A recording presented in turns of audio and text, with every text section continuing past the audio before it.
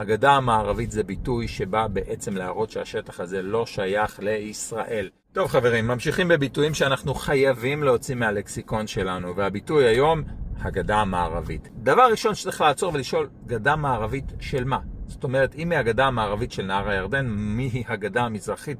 ירדן, אז בעצם הגדה המערבית שייכת לירדן. מה קורה כאן?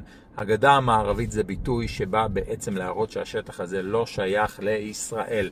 נכון שברמה המשפטית, וכאן יש לי ביקורת לממשלת ישראל, עדיין לא סיפחנו את השטח כמו שצריך, וצריך לפעול בהקשר הזה ולתת פתרון לאנשים שחיים שם.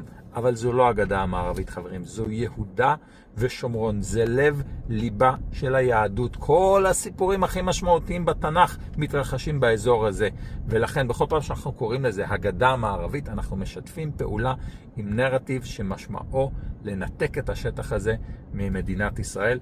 אל תשתפו עם זה פעולה. יהודה ושומרון.